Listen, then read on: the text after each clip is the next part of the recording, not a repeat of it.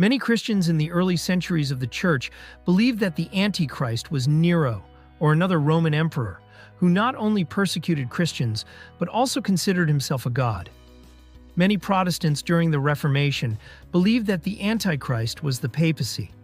Christians during World War II might have said that figures like Hitler or Stalin were the Antichrist.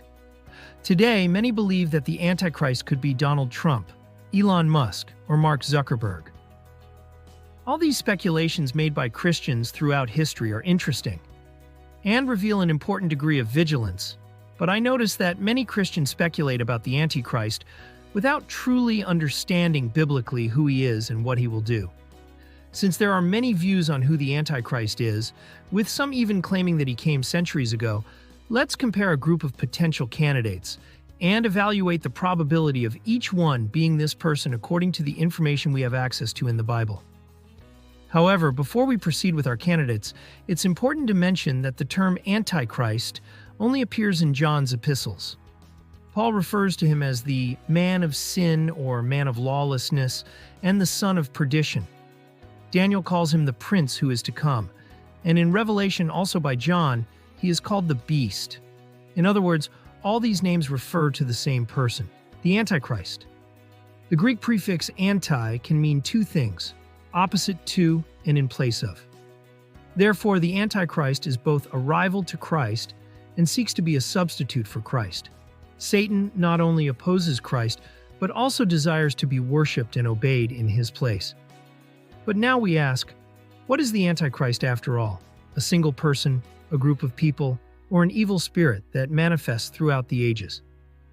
The most common view throughout church history is that the Antichrist is an eschatological person who will be the embodiment of all iniquity, and, therefore, represents a spirit that is always present in the world, with various types appearing throughout history. Thinking of the Antichrist as a person, rather than an idea or a group of people, makes sense because Paul describes him with the characteristics of a person. The Apostle John speaks of many Antichrists who are already present, but he also speaks of the Antichrist in the singular as someone who will come in the future. The book of Revelation, despite being highly symbolic, speaks of the Antichrist and the false prophet as two individuals who will be thrown into the lake of fire. Moreover, since Christ is a person, and the Antichrist is a creation of the devil to imitate Christ, it is only natural that the Antichrist is also a single person. Now that we have established that the Antichrist is a person, we can finally analyze the likelihood of the speculations about the possible Antichrist pointed out by many Christians throughout history being correct, based on some clear biblical facts. Fact number 1, the Antichrist will openly oppose God and relentlessly persecute the church.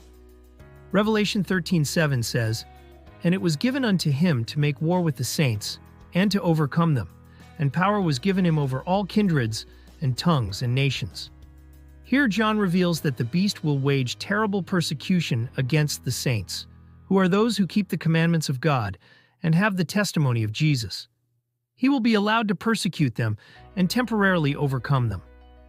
This means that many Christians will suffer greatly during this period and will face great opposition because of their faith. However, despite this, John later says that the Antichrist's victory will be only apparent because he later sees before the throne of God those who overcame the beast and his image. This point eliminates some names from the list of possible antichrists. Trump is not anti-Christian. In fact, he appears to be a supporter of Christian principles. Mark Zuckerberg, and especially Elon Musk, do not typically make strong statements against Christianity. Another biblical fact about the beast is that he will perform miracles. 2 Thessalonians 2:9. Even him whose coming is after the working of Satan with all power and signs and lying wonders. What Paul is telling us is that Satan will give power to the Antichrist, who will do spectacular things and perform incredible miracles. He will not be an ordinary man, nor will he have ordinary power. The purpose of these miracles will be to convince people to believe Satan's lies. This point virtually eliminates all potential antichrists, because none of them have shown or have demonstrated the ability to perform miracles given by Satan. There has never been any leader with this proven ability in all of history. Third fact about the Antichrist: he will be worshipped throughout the earth. Revelation 13:8.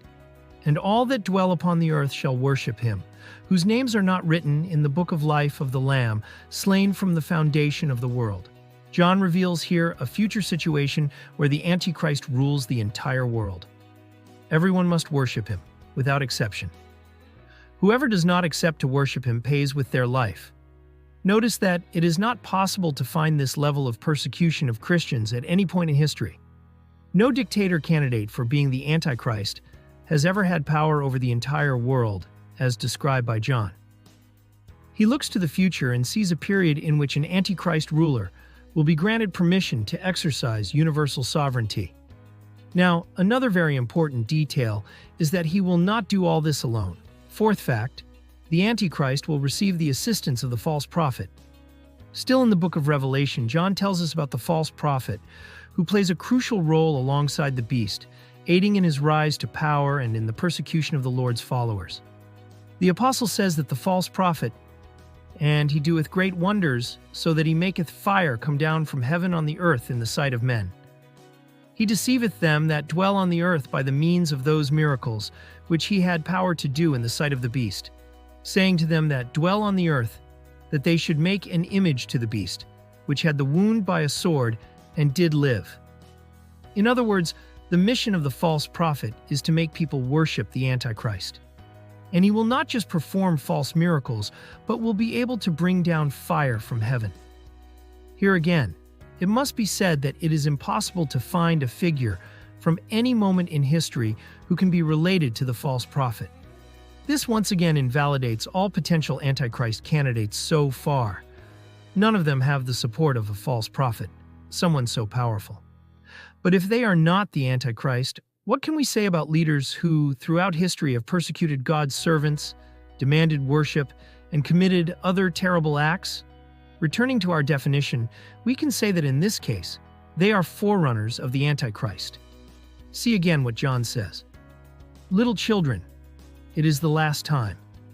And as ye have heard that Antichrist shall come, even now are there many Antichrists, whereby we know that it is the last time." The Apostle John, writing this letter, says that many Antichrists had already arisen in the brief 60 years since Pentecost, and countless more have plagued the church until now. These various figures who have stood out for their tyrannical actions and persecutions against the Christian faith reflect this spirit of the Antichrist. For example, Antiochus Epiphanes profaned the temple in Jerusalem and persecuted the Jews. Similarly, Nero, known for his cruelty, blamed Christians for the Great Fire of Rome, leading them to brutal persecution. Hitler, by leading the Holocaust, attempted to exterminate the Jewish people, reflecting a deep hatred against God's plan. Stalin, by implementing atheist policies in the Soviet Union, sought to eradicate any form of religion, especially Christianity.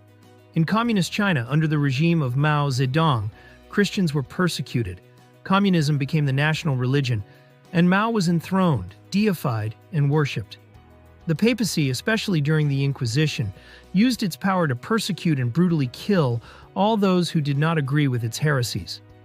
Thus, these leaders and several others represent manifestations of the spirit of the Antichrist, but they are not the final embodiment of the prophesied Antichrist, who is yet to come.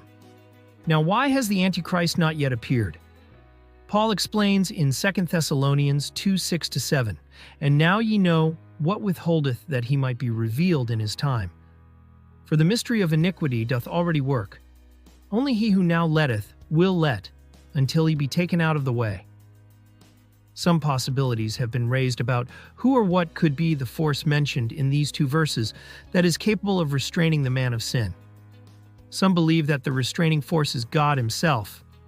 He is the one who delays the final revelation in all its fullness. Others believe that what restrains him is the preaching of the gospel, as Jesus said, "And this gospel of the kingdom shall be preached in all the world for a witness unto all nations, and then shall the end come."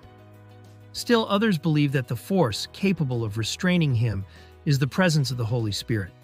I agree with a view that combines all these.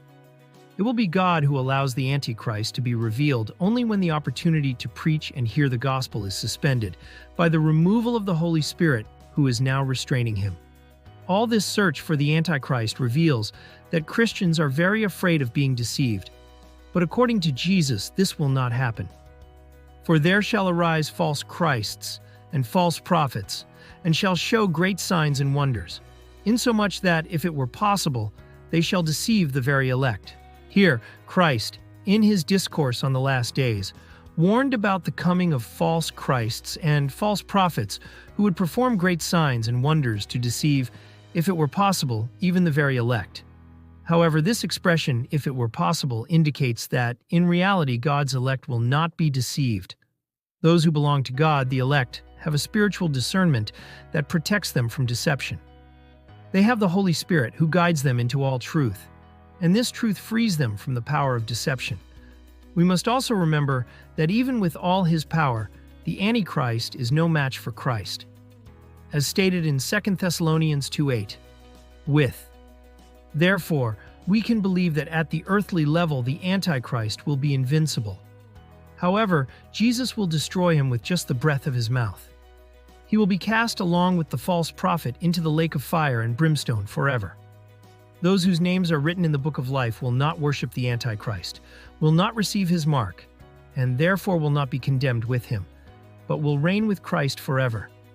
And speaking of the mark of the beast, I'll leave a video here on your screen where I talk more about this subject. God bless you and see you next time. Now, if you want to deepen your understanding of the Bible, check out my exclusive material, Mind Maps of all the books of the Scriptures. By getting this material, you'll receive exclusive bonuses to boost your study journey even further. With over 100 complete and organized mind maps, your learning will be easier and more efficient. Don't miss out. Click the link in the video description to secure your material now.